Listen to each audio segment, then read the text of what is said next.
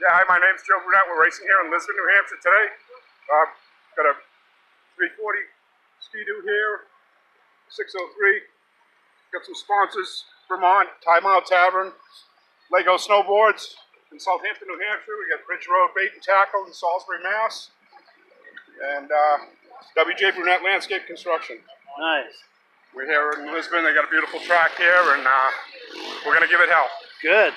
How about these other sleds? Any thoughts on these? Or These are all restored, and they're all just ready to go. This one here is probably the fastest sled up here, and that's a 340. And then the one next to it, these are first and second place sleds in the qualifier. And I'm not sure where Jason ended up. I think he was third here. A lot of competition here today. nice. Perfect day, perfect weather. Where's Timmy Billadou? We need an interview for the vintage. Jason was second. Second, my bad. Sure. All right. Nice. So, yeah. Cool. Thank you so much. It was nice meeting you. Thanks a lot. All right. Go Cool. vintage. Yes. Hi, my name's Greg Worth. We're racing my 1974 Arctic Cat Cheetah with 440 Kawasaki in it. We've changed some things from originally on it. We've got the 36mm Makuni carb on it, put a rubber track on it, got a Skidoo suspension under it. Today's not the best day. Things have been better before, but that's the way it is at times. Sure, you win some, lose some, right? Yeah, you win some, lose some. It's going to get pretty warm here right now. Sure. But for the most part, they're good old sleds, and we have a good time playing with them. Nice. Well, good. Thank you. Hey, no I'm problem. going to take some shots of it if it's all right. Oh yeah. Don't look too close. Yeah. No, it's all good. I love the cheetahs and panthers from the mid-70s. Yeah. I mean, I love all the vintage snowmobiles, but those are my favorites. We had a 72 cheetah when I was a kid. Yep. I had a 73 and this one. Nice. My name's Joe Becker. These are my 5 sleds that I brought over to race. The white number 1's one I run, and the 116 is one that I run. The others, friends of mine race them, and we're going to try and at least finish. We struggle sometimes with keeping them going, so. Sure. But we're just here to have fun. Nice. Maybe you can answer this question for me. I think it was 71 or 72, the entire Ski-Doo lineup had a white stripe on the hood. Do you know anything about that? I think it might have been 72, but I could be wrong. Yeah. That one, the number 6, was a 72, 55. And this one here, the one down there is the black in the middle. That's a 71. Gotcha. Okay, we can start lining up the first two main events. Well, I appreciate it. It was nice to meet you. You too. You tend to...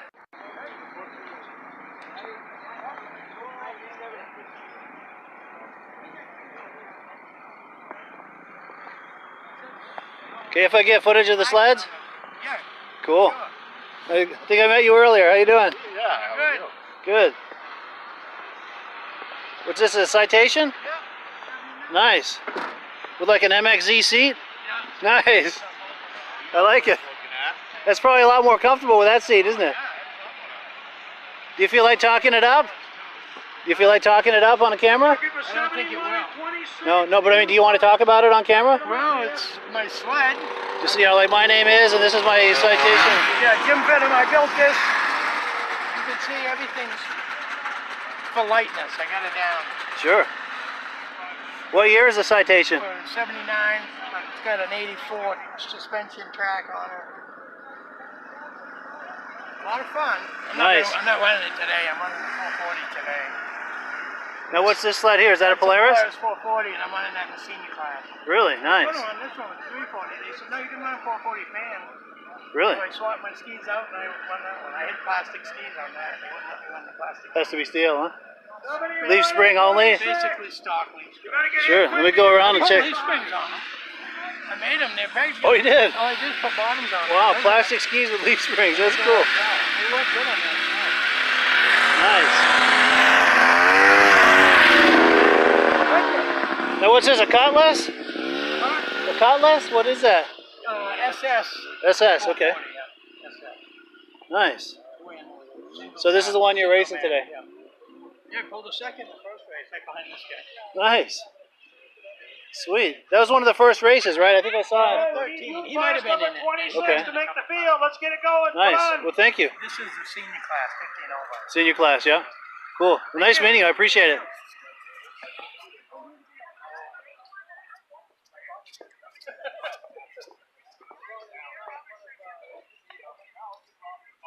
Is this yours? No. Cool. Nice slides.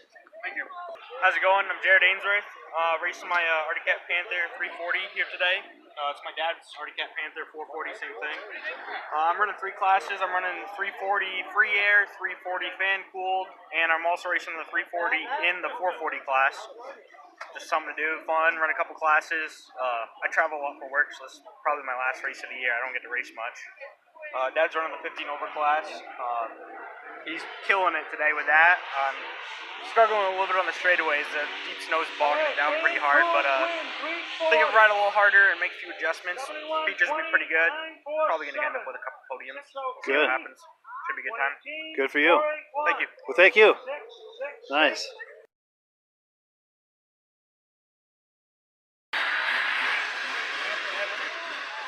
Which is like a 69 or? 70, yeah. Nice.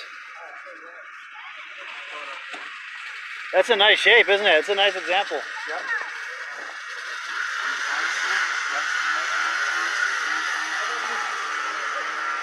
There's other one right over there. It's only got 86 original miles on it. The Capri or the Snowjet? Moleskine. Really? Yeah. Nice. Bought that last week in West Wow. 81 miles. I recognize that. I was there.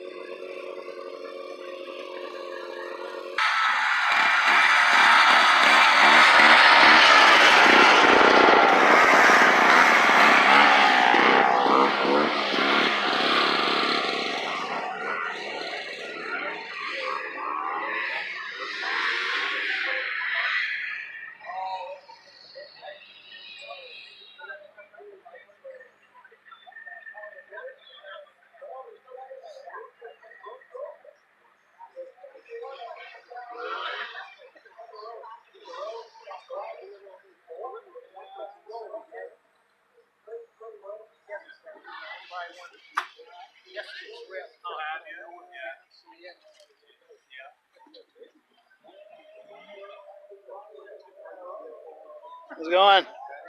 What year is that Puma? 72? Nice. We had a 72 Cheetah when I was a kid. Yeah. Great year. 73 I'm building.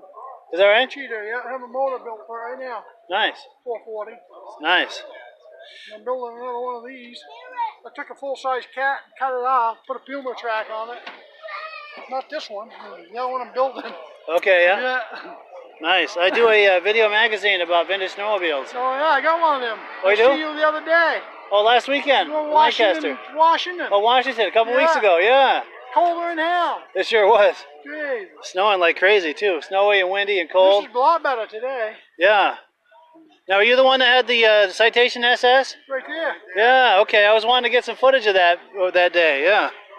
Are you open to talking that up? I ain't gonna talk it up. No? Okay. That's all right. Talk it down, maybe. Talk it down. All right, if I get some footage of The it? other one's better.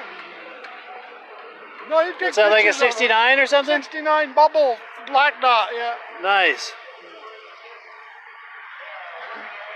Now, is this an 81 or an 80? 80. Yeah.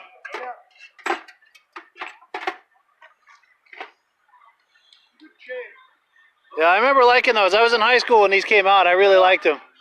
Yeah, I got Oh, a yeah. little dirty on the way here. Oh, yeah. Yeah, I really remember liking these when they came out. And then, of course, the Blizzards came out there The Blizzards. a couple years A before. little heavier. Yeah, These are snappy for the size of them. yeah. And then a few years later, my dad got a Citation 4500. It wasn't as sporty as this. Didn't have the twin carb, but it was nice. You could hang the track out, hang the tail end out, you know. How long have you had this? Third year, 3 Yeah. years, yeah. 3 years, nice.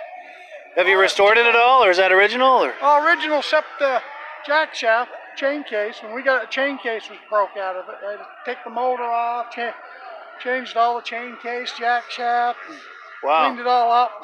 Got hours in it, yeah. I'll bet, yeah. Now, are you racing that today, or just showing that? Or? We ain't racing it, no. Just showing it? One always put a long track on it, but we never did. Oh, like a 4500 track? Yeah, longer. Yeah. Yeah, that would be cool. Yeah. And then this is a 69 here.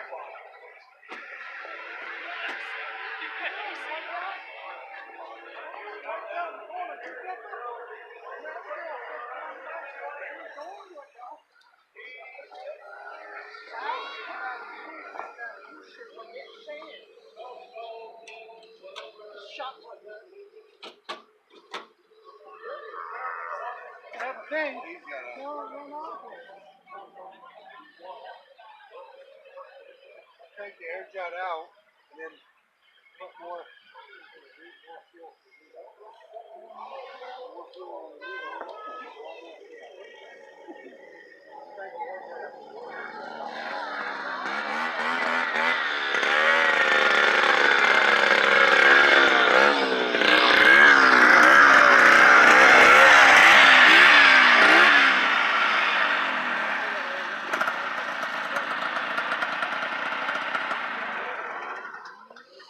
How'd you make out? First? Yeah. Wow, congratulations. Thanks. Cool. What's your name? Luke. Luke, nice to meet you. You too. Now, you probably see this coming, but were you using the Force, Luke? Not today. Not today. You didn't need it? No. Nice. Yeah, I do a video magazine about vintage snowmobiles. Oh, cool. And this will probably be in the next edition. Sweet. Cool. What year is this? 73. 73. Nice. Yeah, rubber track. Oh, really? No cleats, huh? 73 lengths. Yeah, stock suspension. Nice. Yep. There's a single cylinder? Or? Yep, 340 Hz. Wow, nice. Good for you, man. You took it, huh? Yep. Good for you. Yep. I like that TX. Yeah, he's gonna run it in the demolition derby at the end of the race, Nice. end of the day, right, Tom? You'll probably do well. Those were tanks. We had one when I was a kid. We had a 250 TX, and it was tough. I was a teenager, and it took all the abuse I gave it.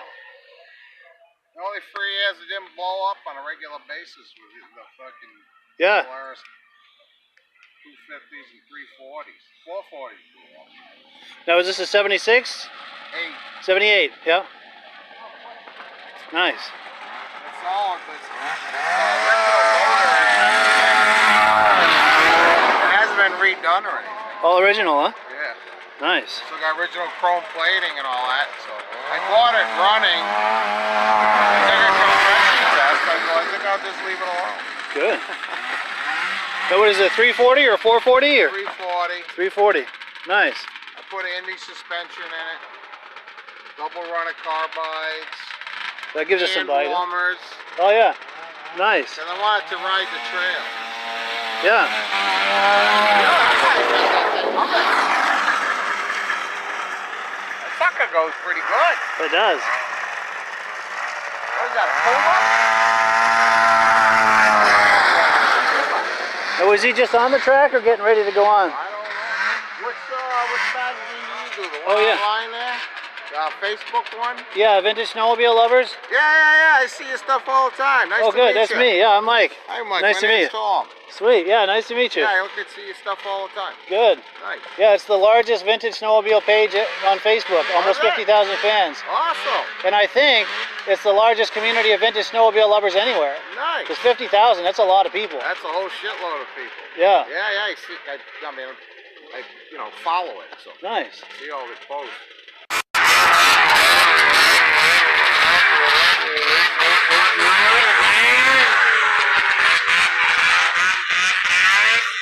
Well, yeah, you gotta get down.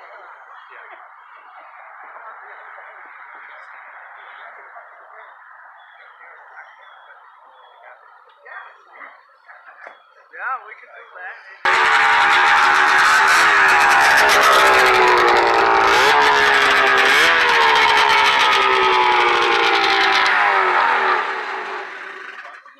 My name is Francis Gronin. I own the Spa Restaurant in West Stewartstown, New Hampshire. These are my daughters, Sophie and Sienna. They both race in the vintage races for for Lisbon today. Sophie runs an Alouette 340 Super Group. She took a third place today. And my other daughter, Sienna Grondin, she runs a 120 mod. She got the first place today. Nice. Yeah, You want to yeah. come a little closer? We can get a look at that trophy.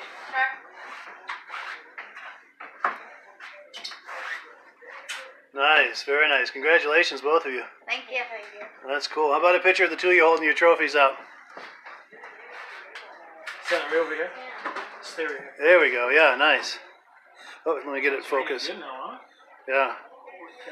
So what are your thoughts, girls, about today? Any thoughts about the races or vintage snowmobile racing in general? Very good. The track was nice. Yeah. Good. And you guys like vintage snowmobiling? Yeah. You going to keep this sport alive? Yep. Yeah. Good, good. We're counting on you. Cool. Well, thanks, guys. Thank you. So this is my green broken ski.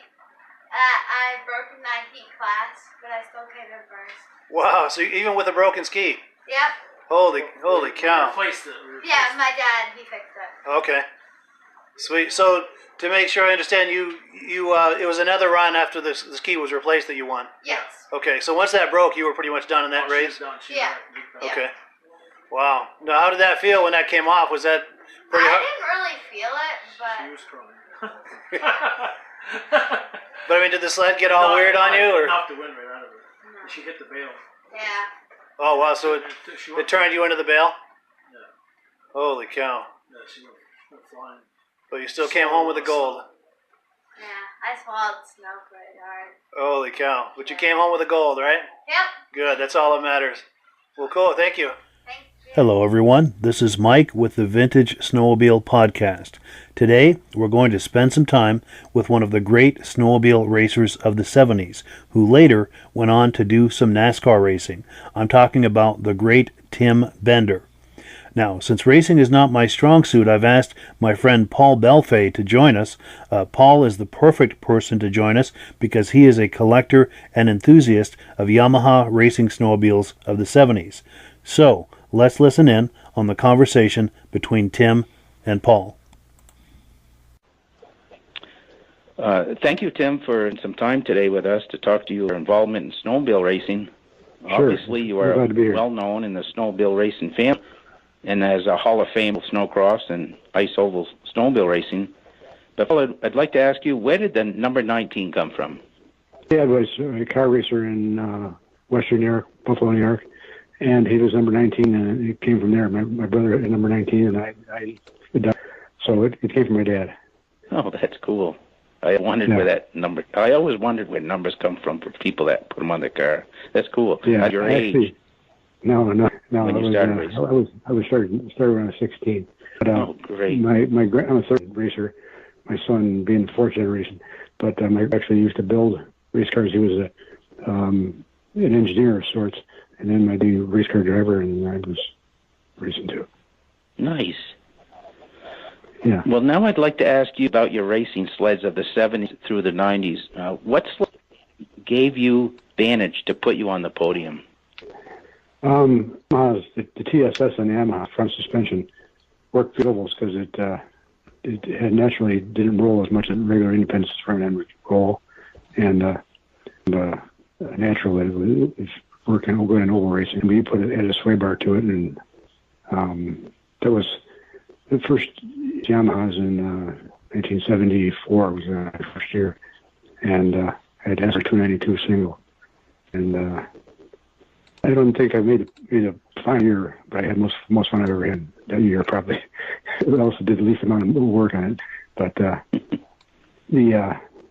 it grew into racing the TSS sleds, and then later on the suspension. Oh, great. Now, talking about your winning sleds, the VMAX, obviously with the SRX you raced a little bit with, the Exciter, and then obviously the VMAX 4 that in the oval racing. Yes. Also I raced it early on, 1984, I think we raced there, in Formula 56 class. It'd be stock, but you could do anything you wanted with the chassis. It was an open chassis. So we had a modified phaser. Actually, before that, we had SR5, 82, 83, raced an SR5, and then started building sleds for Yamaha, too. We built a Yamaha wide, at the time to be able to 50 sleds would be legal for this class. And Yamaha built wide front-end chassis for the SR5, and we built Bender Racing built the sway bars for it, and it would be legal for the stock, and we built 50 of them. And then that was the introduction to stuff for Yamaha, and the next year we built the Yamaha Phaser SX. It was an 80, we built 50 of them. The only problem was that they did so well that the minimum build would be 250. So that kind of put me on it. I couldn't build 250 of them in my shop. So it was a bummer for us for sure. But the Phaser SX won a lot of races. Yes, it did. In that sled, that was a great sled. But let's back up, Tim. In '82, Yamaha came out with the SRX 500, and you raced one, I think, in Minnesota. What do you think of that snowmobile? I thought it was a great sled. I actually did a lot of testing for Yamaha out in Montana in high altitude. I used to put on 150 miles a day, just pound 82 SRX 500. And we got one, and I raced it at the Pontiac Silver Dome, and we won everywhere we went. But it was a little finickier, is that a word? Finicky than an 81 SRX, which was plenty finicky. And Yamaha had so much trouble with the 81 SRX, they bought them back from the dealers and destroyed them. And the SRX 500 that they built, man, they ended up never sure.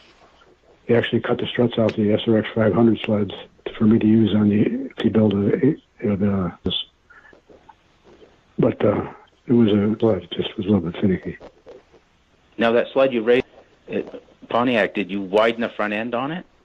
Yeah, I had a wide front end on it. Also had a long traverse suspension in it, which we built. At the time it came with about 3.5 inches, and we made it 6 or 7 inches of travel. Nice. Wow.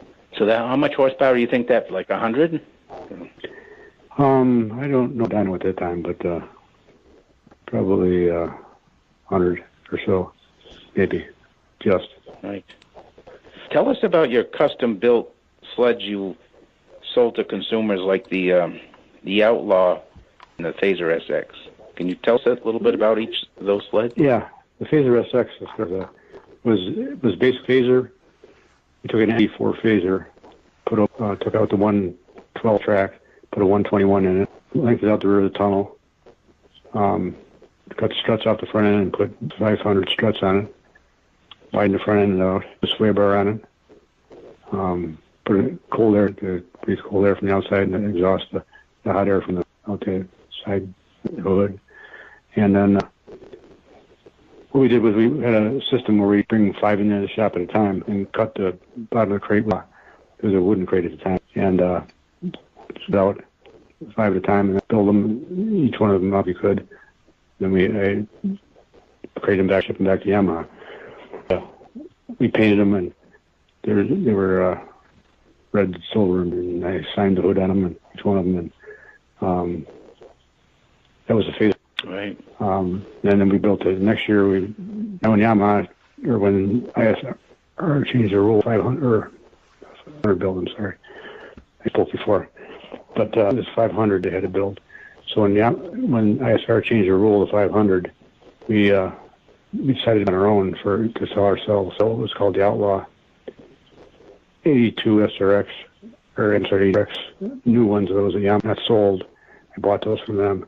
We took the engine out, put that in the phaser with a white front end and sway bar and track, just like we did in the Phaser SX. Yeah. So basically, it was a Phaser SX VMAX 540 engine. Wow. How about the Terminator? We went to the Outlaw. We used new engines out of 83. That's just 40. Terminator was a exciter-based sled, and then sway bar, and then twin and different carburetor, bigger carburetor. And then the last one we built was an Avalanche. We built 20 Avalanches, I think. They sent a motor to the crankshaft. A friend of mine, Larry, I did at the crankshaft. Motor cut half it down the middle of one cylinder. Took another engine and cut down the middle of it, welded them together, made it three.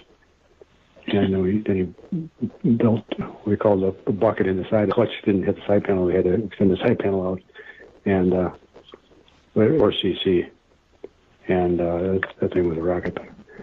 I built one of those for 25 of them. My dad bought one, and he decided it was too fast for him. He gave it back to me. Yeah, some of those sleds around today still running. A few guys, John Bertolino was one of the ones that took of my old stuff, VMAX 4s and Phaser SXs and Outlaws and such. So.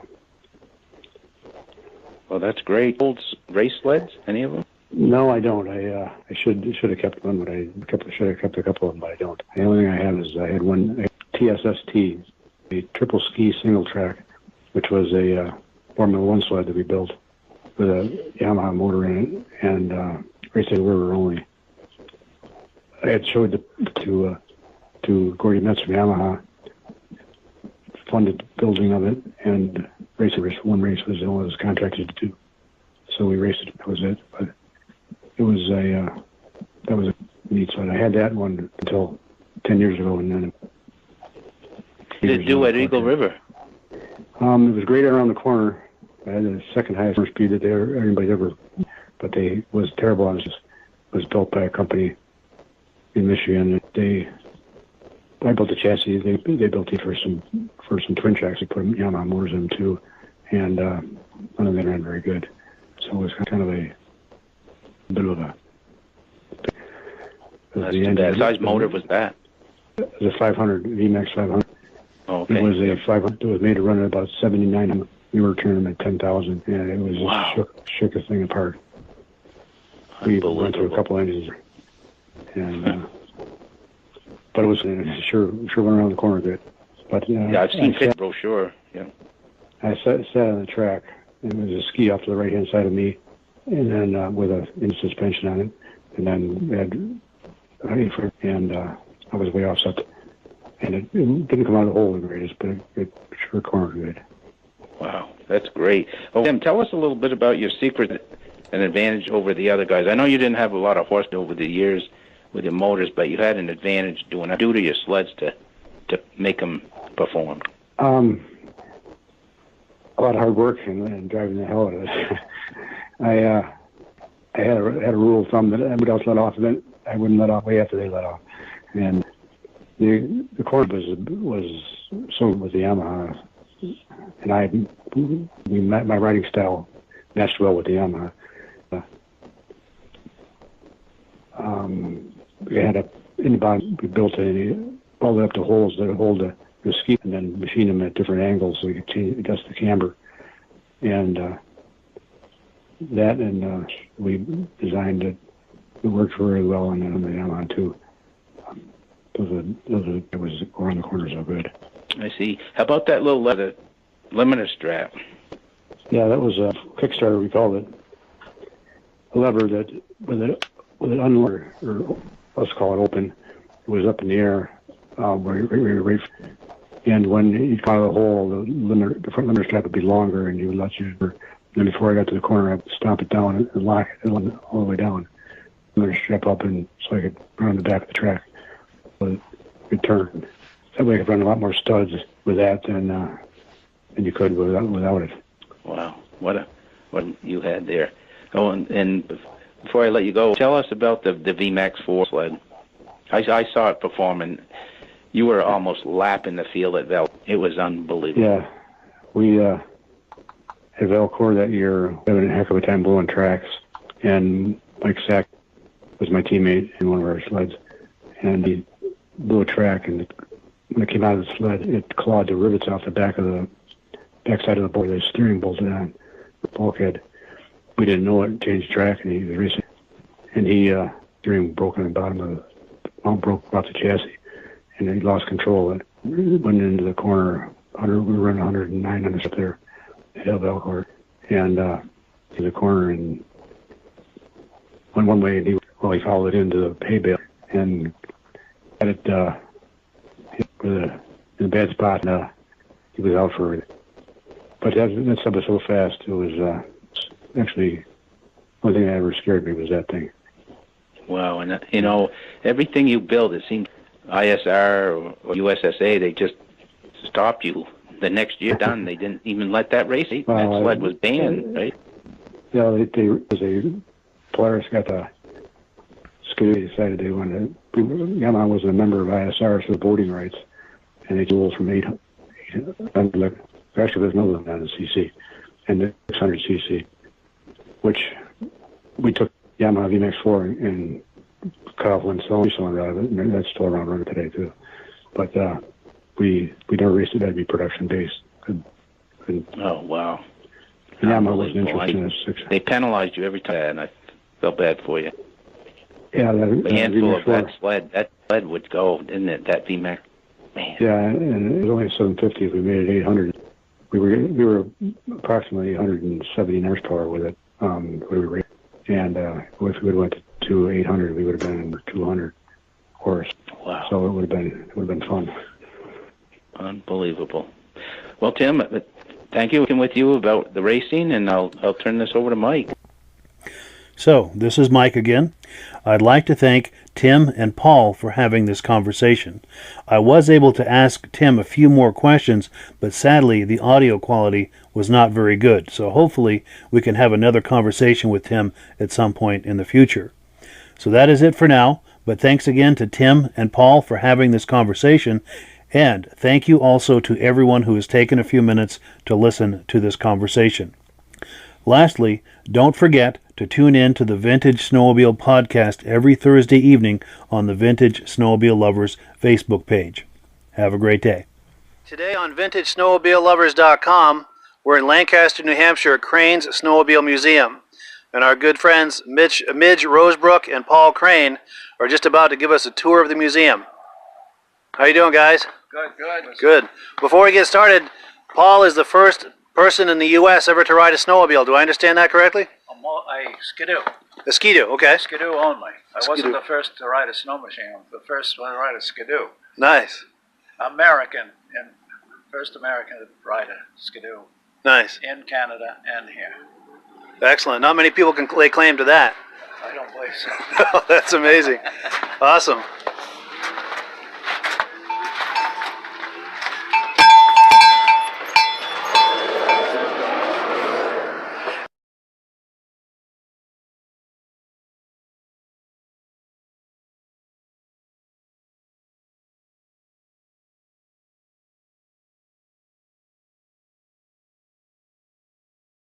We'll start down this row here. All right.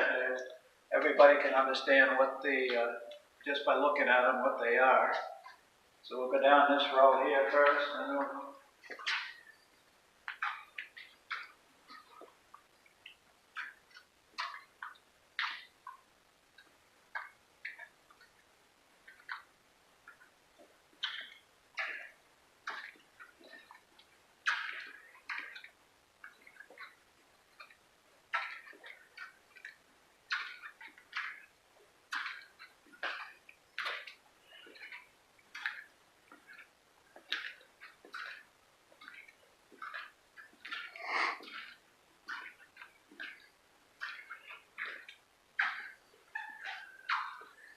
On the end wall here, we have some of the clothing. Most of them are practically mine in the family that rode things. Nice. So these are yours from back in the day, you and your family? A lot of them are. I would say that 80% of them are. Nice. And at the end here is a Scatmobile, which is rare. It's got 3 real big bloom tires. It was made out in Grand Rapids, Michigan, and I met the guy years ago, and he was driving a Stanley steamer up his driveway, and I told him I just picked one of those up and I'm going to start a museum someday, and he said, I'm going to give you something, young man, something that nobody has. My first sign that was put on the factory. And it's a plywood sign. It's a little rough, but I was going to cut the bottom part off where it was rotten, but I just figured it would lose the value of it. Yeah, for sure. Yeah. Wow, that is awesome. That's quite a gift to receive. Yeah. Outstanding.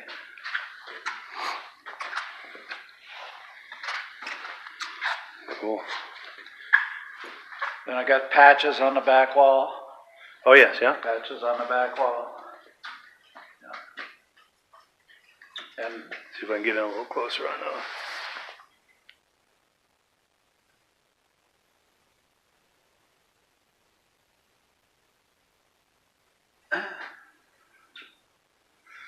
And up on the rack over here, we got some of the small snow machines. I remember the kitty cat from back in the day. Yeah. Then we got the 1926 Model T snowmobile, which is a foot narrower than the average snowmobile. And if you look at the running board, it says snowmobile right on it. Really? Which is rare. Right here on the step. Yeah.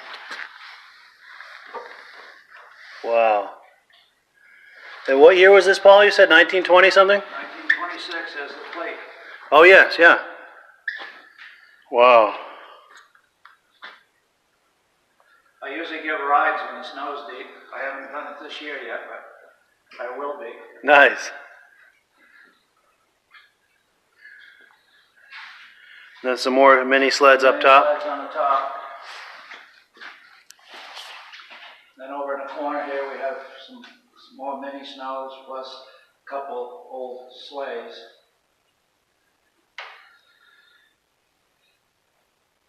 Nice. And then these are some of the early mass-produced ski-doos? This is a 61 skidoo with the wooden skis. This is a 61 skidoo with the replaceable steel skis, because the wooden ones we'd go out in the field and we'd break them. Huh. Wow. Now that first sled that you rode, was it similar to this one, or Just like that. just like this one? Yeah. Wow. But it was a 1960. 1960. Okay. Yeah. I have one, but I haven't got it over here yet. Okay. A 1960.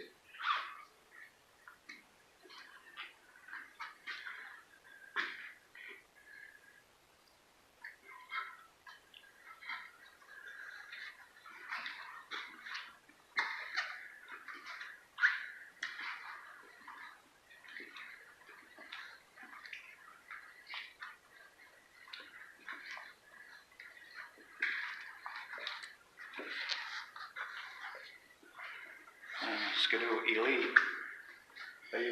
I sold those, and they sold in 1995. Really? Yeah.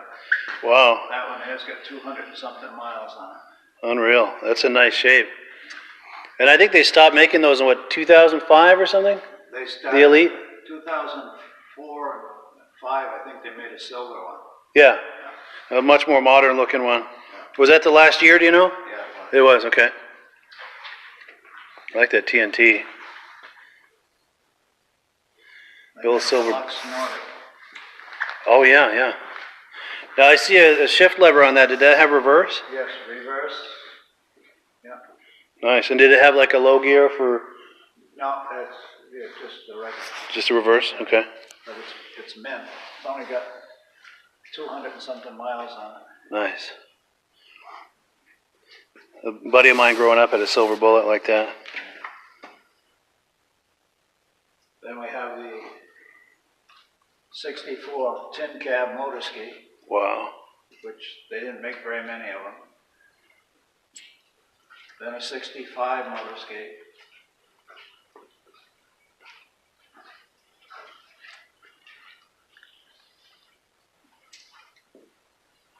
Then the racing motor ski, which is a 634 Herc. Yeah.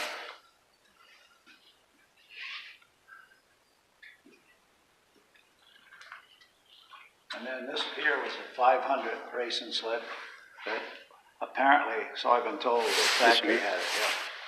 Motor ski factory had it. Wow. That's cool. And then the Zephyr, which is all original. Wow, 1970, huh?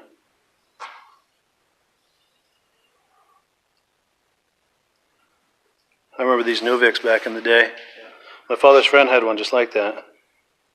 Then a pink motor ski that was made from a friend of mine for his daughter. Wow. That is cool. You don't see those every day. No. It's got some ski spreaders on there too. Yeah. Keep it stable. His daughter wanted it pink. Nice. And this here is a rare 340 motor ski bullet.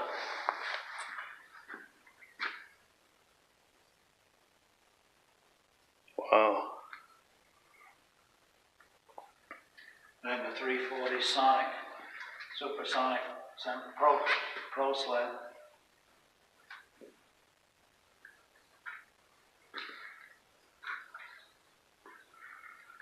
Then the racing Northway. They only made 21 of them. 21, wow. Sleds, yeah. That's a real big hood. Does that mean there's a real big engine underneath? Or? Yeah, it's a 440. 440, yeah. Nice, and this racing cat. Then a 76 Snow Pro. Nice. Yeah. That's one of the cooler looking sleds ever to be on the snow, I think. And then the Husky. Yes, yeah.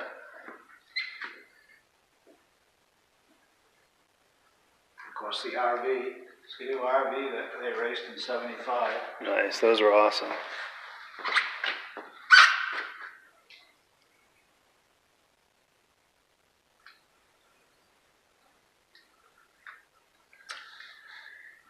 Then the Snow Cruiser, which was a Rapido 500, which, as far as I know, there's only 4 of those in existence. 4 of those, wow. That's amazing. There's one in New Brunswick, I understand. I've seen that one. And I understand there's one up in Peterborough where they came from. And I don't know if the one's still in New Jersey or not, but there was one down there. Nice.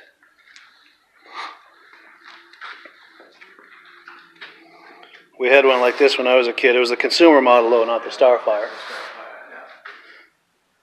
That was fast. Even the consumer model at 250 was really fast. Oh, yeah.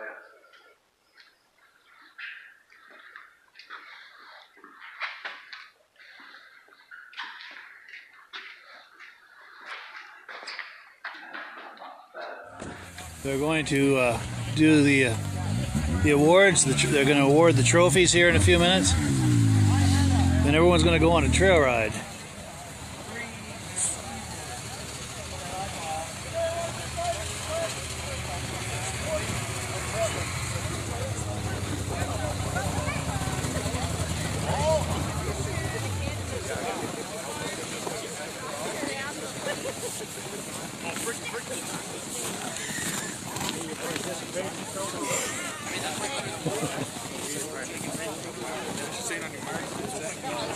That's a good spot right there. Yep. The sun's just right as long as they go now. Yeah, exactly.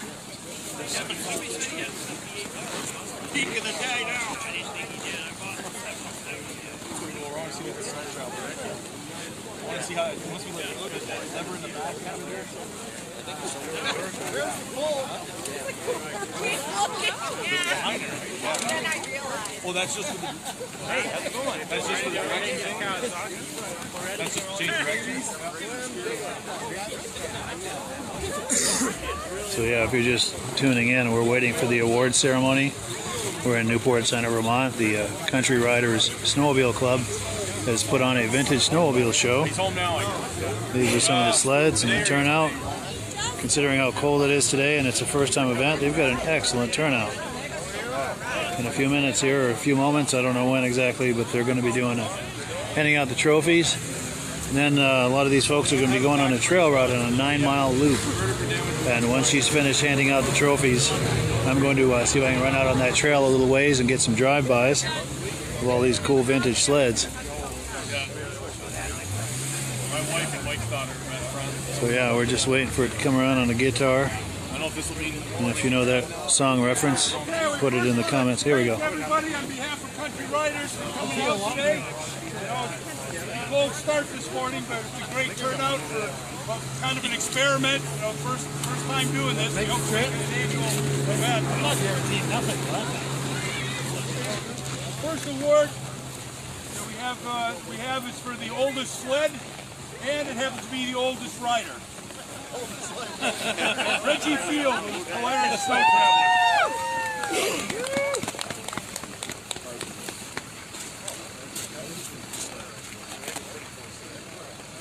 Getting up there in age for you? Hey, Reggie! That's a twofer. Oh, we got two trophies. Oldest and oldest. Oldest sled and oldest rider. The next award is for most unique. That goes to Laura Gavlick, the 1985 Manta. Nice. How about looking over here, girls? Give us a wave.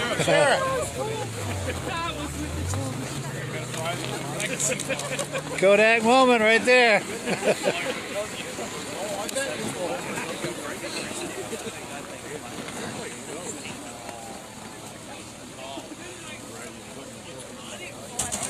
The next award is for Best in Show. It goes to Ray Peranto for a 73 Rupp. Yes. Where is he? Here he is. Congrats. Thanks. Say a few words there, Raymond. Yeah, speech. Great. That's been on a 70-mile ride. 70 miles? Congratulations, man. Yeah, thanks. Right here. Get a picture right next to it. Get the ride organized. A quick 9-mile loop around. Just around and come back. Right back here. We've still got food going. Help yourself. Appreciate again everybody coming out. Hopefully we'll do this again next year. We should probably thank all the volunteers too that came out and put this together and put on the food and everything. Thank you very much, Country Riders. Thank you. Cool deal. All right, so I'm going to make my way over to where they'll be driving by.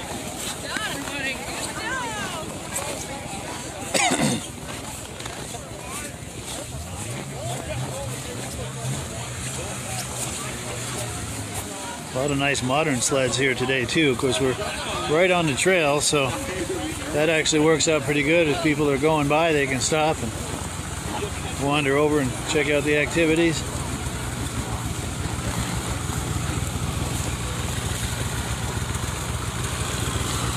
So yeah, if you're just joining us, we're at a Vintage Snowmobile show and they're about to go for a ride. I'm going to come out here on the trail where they're going to be passing by and try to get a photo opportunity. Get a Kodak moment, if you will. Hopefully this is where they're coming and not over there. If not, I'm skunked. But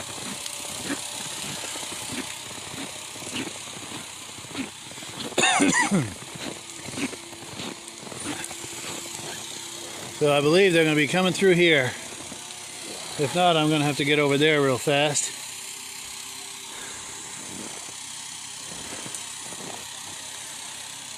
But yeah, this is a nice event. The Rupp has his vote. Skip Estes. Thank you for weighing in on that. Yeah, that is a sweet ride. In fact, if you guys watch the Vintage Snowmobile podcast every Thursday night, Ray Pareto has been on there with that sled before and after. As far as the details of that restoration, it's an amazing sled he's got there. And he is very much worthy of that Best of Show award. So I can hear them firing up their sleds. It may be a few minutes before they all come by here, but I want to be ready for them. I'll try to entertain you as best I can with stories and anecdotes and dirty little limericks, or maybe clean little limericks, I don't know. I'm trying to keep this a family-oriented show. So I guess there'll be no stories about the man from Nantucket.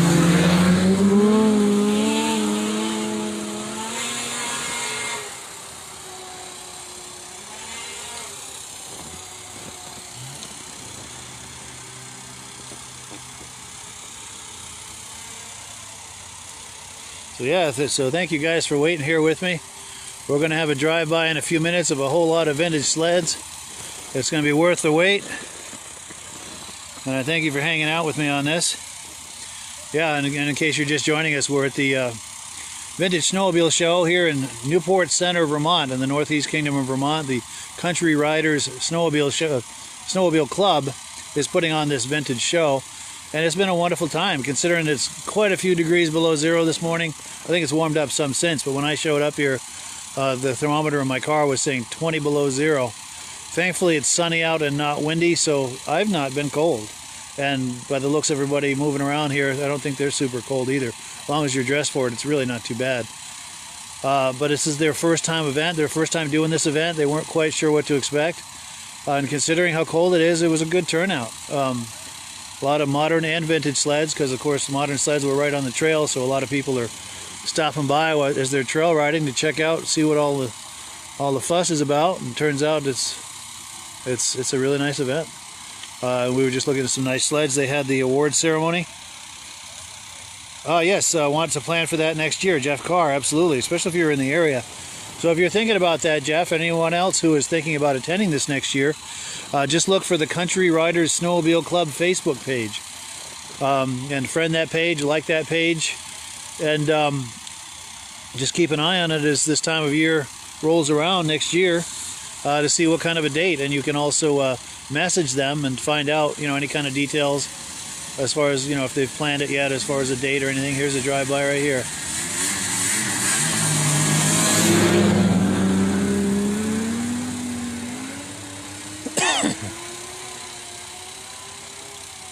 And yeah, it definitely will be worth attending this next year, because I would imagine it would be even bigger and better because now people know about it. It's on the map now. And I'm doing what I can as a friend of the club to try to get the word out, give this a little bit of promotion, make a little noise for it. I appreciate you guys watching that and tuning in. I don't know about you, but I like to see footage of a good vintage snowmobile show, whether it's local or anywhere else. It's just cool to see what people are doing in the vintage snowmobile space. And if you're like me, hopefully you enjoy viewing that as well, which is why I do this. I do it for my own enjoyment, but thankfully other people enjoy it too. So we've got a bunch of modern sleds fired up. I'm sure they're firing up those vintage sleds too. I expect them to start coming through here before too long. I hope I'm on the right trail, because they might be going that way. There's a trail just off in the other direction. That was that Mach Z I was looking at earlier. Oh yeah. Yeah, I've had a tickle in my throat lately. Every winter, just the dry air tickles my throat, I guess. Oh, you're very welcome, Pete. Pete Ayer says, thanks for being there. Yes, Corey Munson. We are in Newport Center, Vermont. Northeast Kingdom of Vermont. The Country Riders Snowmobile Club has just put on their first annual Vintage Snowmobile Show. And we were attending the show, walking around, getting interviews, looking at sleds. Here comes the first vintage snowmobile right now. Hopefully he's going to turn down this trail, which would say that I'm on the right trail. They just had the award ceremony a minute ago, and now they're going to have a ride, and they're all going to drive by me here, assuming I position myself in the right spot. There's another trail that goes off that way. Hopefully that's not where they're going. If it is, though, I can get over there pretty quick. I will miss some of the drive-bys, but...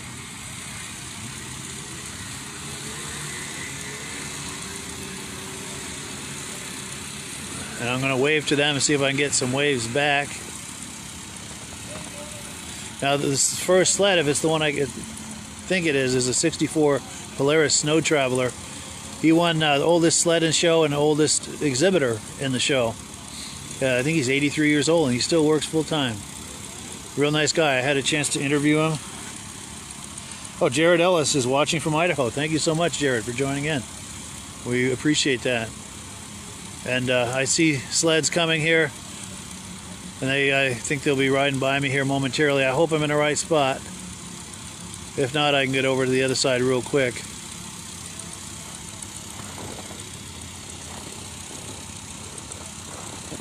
Well, let's get closer. See where they're going.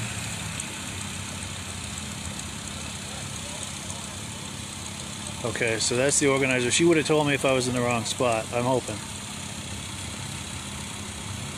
Minnesota. Corey Munson hoping would say Minnesota. I bet you guys have your share of events down there too, or over there. Alright, I want to find out if I'm in the right spot here.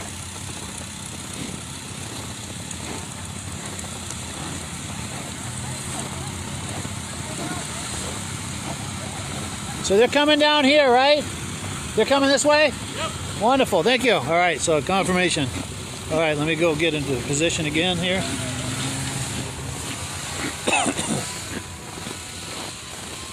All right, I'm assuming the position. And we have confirmation they're going to be coming this way. Thank you guys for hanging here waiting with me.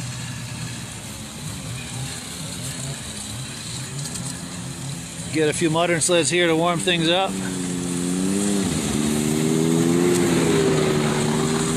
Cool.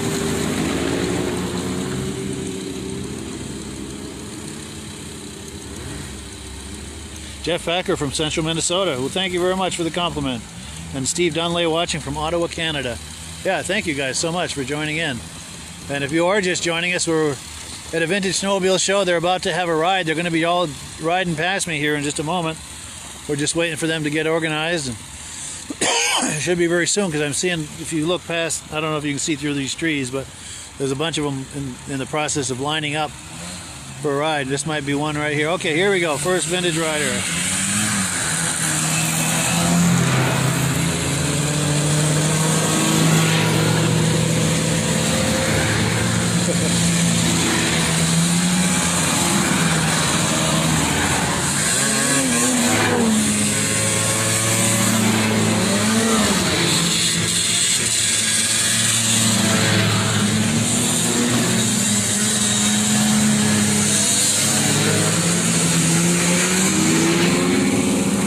Oh, there's more coming. Here's that 1964. He's 83 years old. That's the oldest sled of the show and the oldest exhibitor. He won 2 trophies.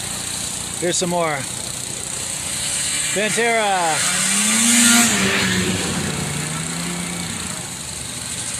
Another Pantera. Mrs. Pantera.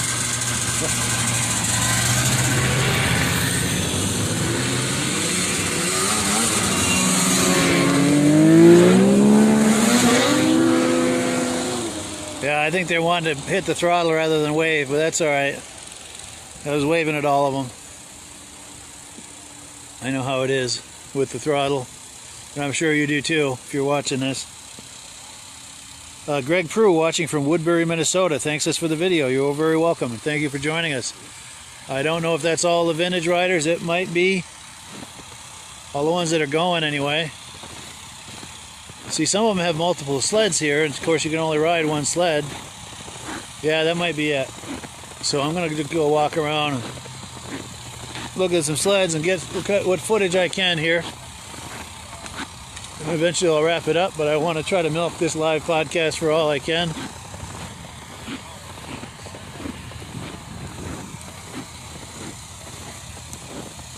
So yeah, this is where we are on OS 29.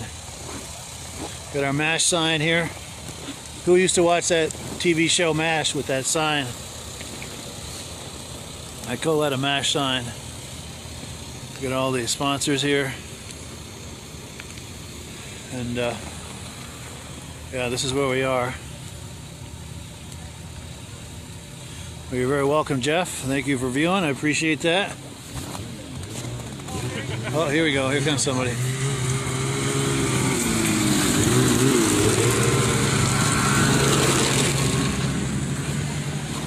All right, so let's go back and look at the sleds that are left behind. Now, the sleds that are left behind, they're free for the taking, they're saying. I may have that wrong, though. Hey, here she is, the organizer of the event.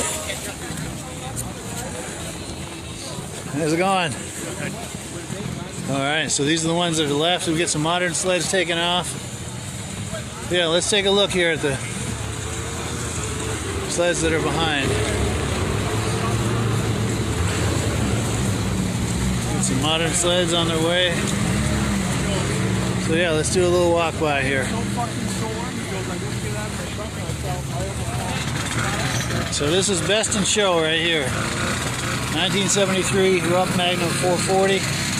Belongs to Ray Paranto.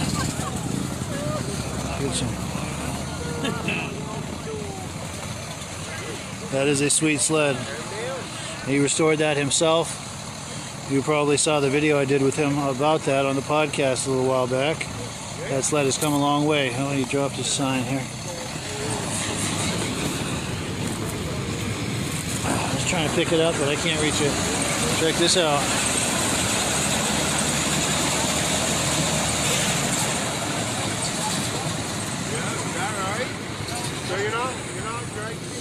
Take a look at this John Deere Cyclone. I never did catch up with the owner of that, but it's all right.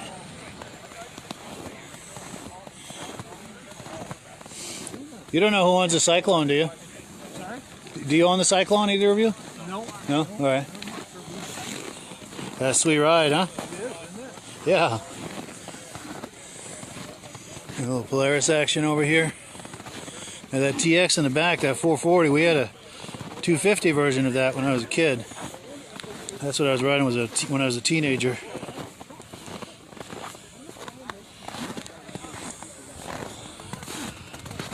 And I did not have the maturity to ride such a machine. Surprised, it's a miracle I'm still alive after using that, but sure had some fun with it. Hey, Michael Carvela, how you doing? And Alden Banks, viewers of the podcast. I remember Michael Carvela came on the podcast not too long ago. Get some Elans over here.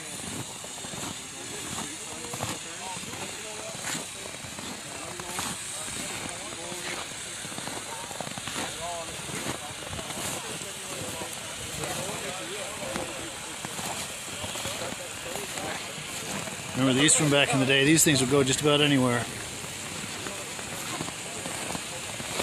Yeah, and this one too. Cool deal. All right.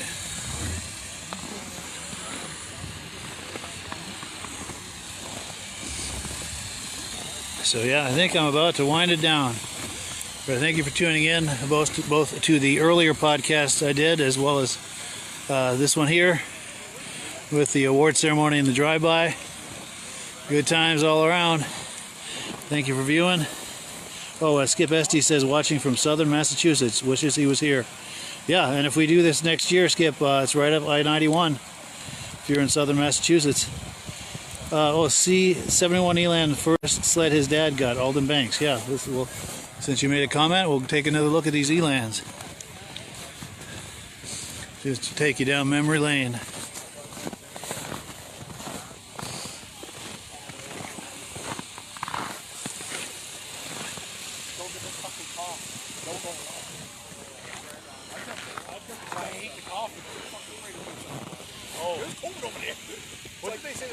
So there you go, Alden Banks. Back in the day when you used to cough to cover a fart, now you fart to cover a cough. You can hear the commentary back there. That's pretty funny.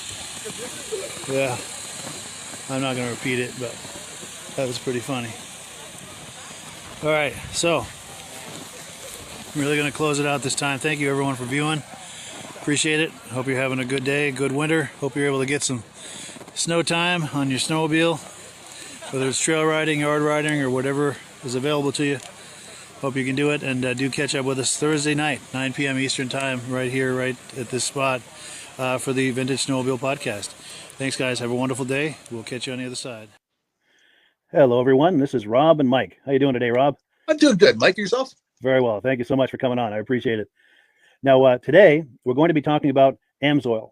And in a few moments, we're going to show you how you can get the deepest discounts, free shipping, and free gifts when you order your AMSOIL products through us. But first, I'm going to ask Rob to give you a quick description of what AMSOIL is and why you should consider using AMSOIL products in your motorized vehicles. Thanks, Mike. AMSOIL is 100% synthetic oil. Everybody uses AMSOIL for a different reason. Some people like the benefits that AMSOIL is warranted for 25,000 miles or 1 year.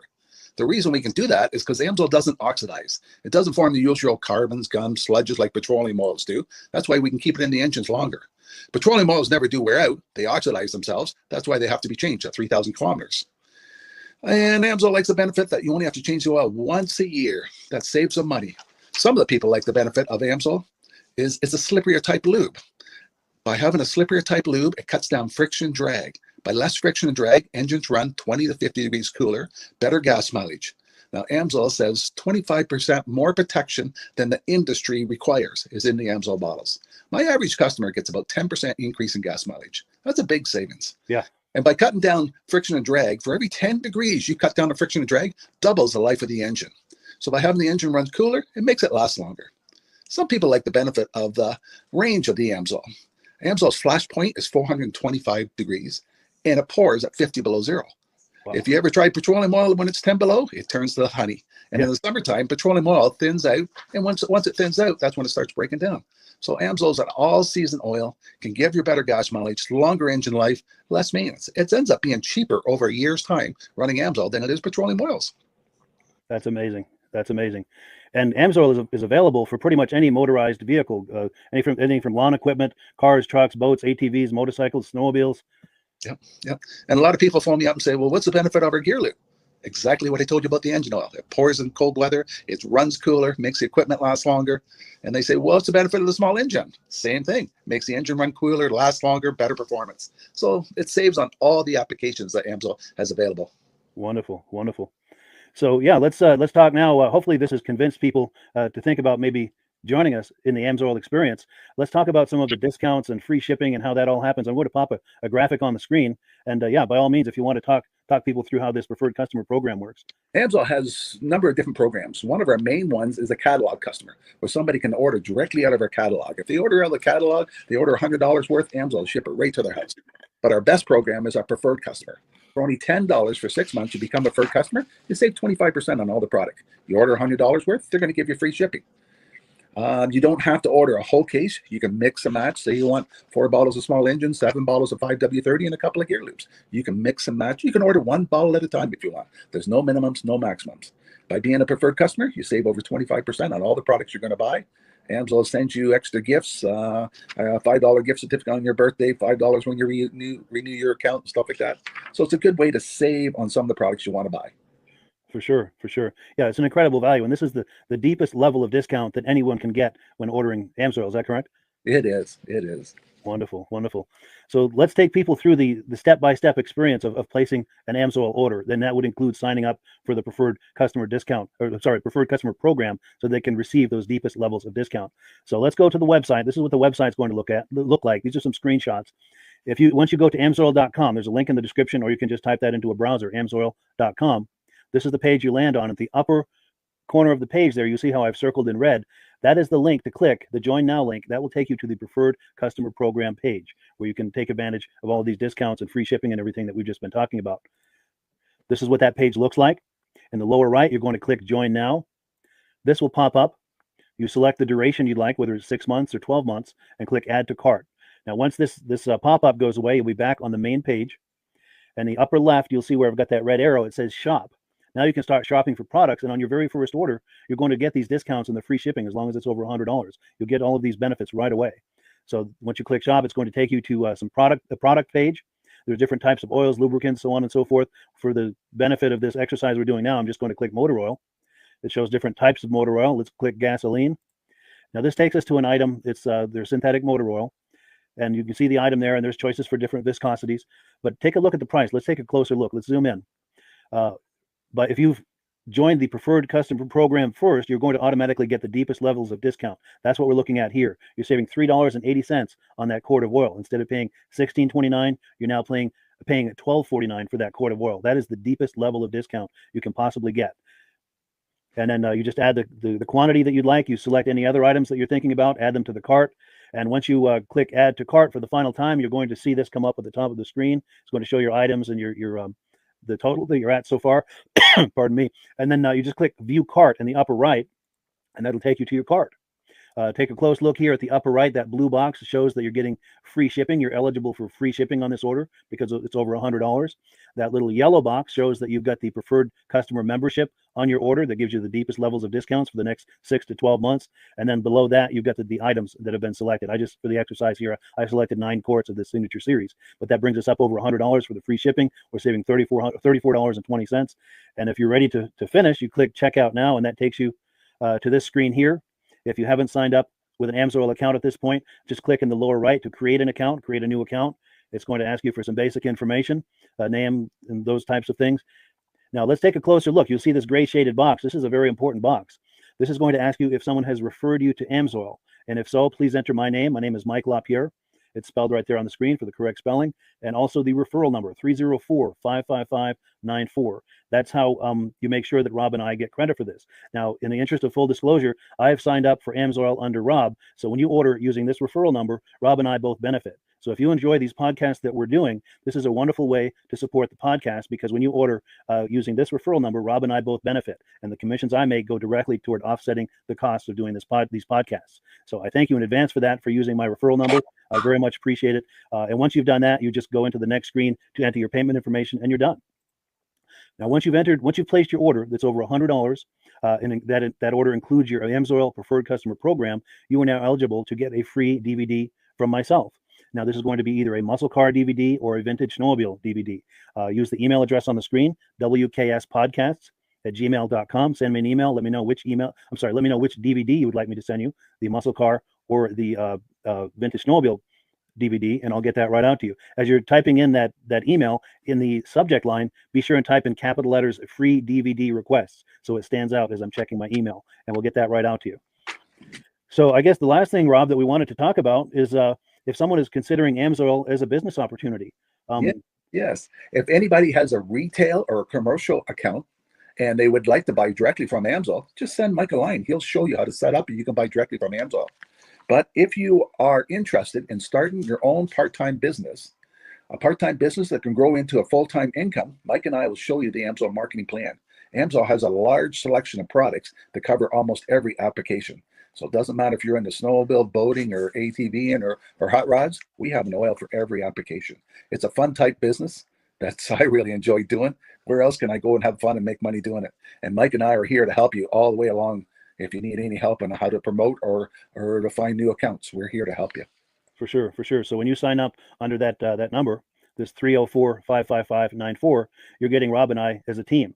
Now, Rob has been doing AMSOIL for 40 years. Can you believe that? 40 years. So he knows every aspect of this business, and he knows all of the ins and outs of the products. So he'll be able to help you with any kind of product questions or any kind of questions to show you the different business models that you can do with AMSOIL. And then the other thing that you get when you sign up under me is I've got a strong background in social media. So if you need some coaching on how to generate AMSOIL leads using Facebook and YouTube, I'm happy to coach you with that when you sign up under Rob and I. You get both of us as a team to help you, to coach you, to support you, whatever you need to get you off and running with this business and having fun with it. Like Rob said, it's an enormous amount of fun. If you're like Rob and I and you enjoy going to any kind of boat shows, car shows, motorcycle shows, snowmobile shows, anything with a motor, you like going to those shows, those events, those races, this is a great way to turn that into a income opportunity for you. Yes. And just by wearing my AMSOIL hat at one of these events, people come up and ask me about AMSOIL. People don't know where to buy it, and I'm there to help them, show them where they can buy the product. Perfect. Well, cool. Well, this is great. Any final thoughts, Rob, before we wrap it up? AMSOIL's a fun business. AMSOIL's been around since 1968. It was the first synthetic oil to be AI approved. Wow. Yeah. That's amazing. And that's very early in the game too, isn't it? Yes. For sure. Well, good. Well, thank you so much, everyone, for viewing. Hopefully, we've gotten you excited as we are about the AMSOIL products. We'd love it if you could join us either as someone who uses the AMSOIL products or to join the AMSOIL team as a business opportunity. And we thank you so much for viewing. Have a great day. You have a good day.